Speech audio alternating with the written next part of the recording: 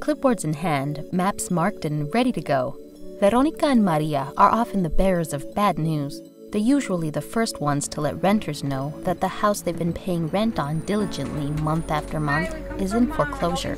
Some people are really surprised. They don't believe it. They're like, you're wrong, this is my house in foreclosure, but we show them their address and everything, so they're concerned. But along with the bad news comes some good. These two will make sure renters know their rights under the law. They're both bilingual, and that helps because Chicago's Logan Square neighborhood is 65% Latino. Many families have lived in the neighborhood for decades, but speak little English. Pues yo veo todos los embargos que tenemos es de pura gente hispana. Digo, ¿a dónde vamos a ir? Ya al rato todas las casas las van a vender y ¿quién las va a comprar? Más los que tienen, yo pienso que dinero, y no creo que seamos los latinos. Entonces yo creo que hay que no dejarnos. Veronica and Maria are part of the Logan Square Neighborhood Association's Foreclosure Prevention Program, a door-to-door initiative that helps residents figure out the foreclosure mess in a language they can understand. As Logan Square Neighborhood Association has been around for a long time, we do have some credibility in the neighborhood, and then we're not charging for our services, so I think people are very appreciative of that. And then they begin to open up. While the foreclosure crisis has had a major impact on this neighborhood, foreclosure among rental units has dealt a double blow. Rising rent costs and job loss make it tough for renters to stay in the area. We know of families that are doubling up and tripling up in apartments. They're working together to pay rent. So the impact is not just one family, but multiple families. It's LSNA's goal to get to the troubled renter before the scam artists, because the language barrier can often confuse renters into signing away their rights. Take Carmen and Raquel Moreno, two sisters who rent.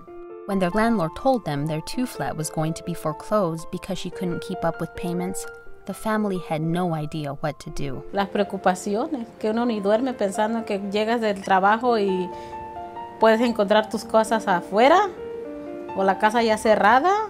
Yo he visto a muchas inquilinos que le sacan los sheriffs las cosas allá afuera. They started packing boxes just in case. That's when a man, reportedly from the bank, came to tell them they had 30 days to leave. That's when the sisters panicked and called Marcelo. He brought along lawyer Mark Schwartz from the Lawyers Committee for Better Housing to advise them. The primary problem is that tenants don't know their rights at any stage of the foreclosure, and they're being approached by people who are professionals, and they tell tenants things that either aren't entirely true, or they tell tenants what they want the tenants to understand, and spin it in their own words. While no one knows if the sisters will be able to stay in their rental once it's been sold, they now know they have professionals to turn to when strangers come knocking. Lo que más siento es dejar la casa por mis hijos. Están tan acostumbrados aquí, que tienen sus amigos, la escuela está a un lado. Often, when affordable rental units go into foreclosure, they remain vacant, causing major trouble for the neighborhood. Anteriormente, al lado de esta, cuando nosotros llegamos aquí, estaba una casa abandonada al lado. Esa casa, ahí era centro de prostitución, se metían las prostitutas, vendían drogas. We need to change the law so that during the foreclosure, during this process where the buildings are getting into such disrepair, somebody has to make sure to manage the building. The problem of rental foreclosure not only hurts residents in the short term. In up-and-coming neighborhoods like Logan Square, foreclosure may mean further displacement of the very people who have built this community. In 2 or 3 years, the economy will change, and then these properties can then be potentially rehabbed, maybe turned to condos, maybe turned to high-end rentals, which would then be a second wave of displacement. First wave being the condo conversions that we experienced maybe 6-7 years ago. Until better laws are put in place to protect renters and to preserve the properties where they live, LSNA continues to make change in the neighborhood the best way they know how, by letting residents know.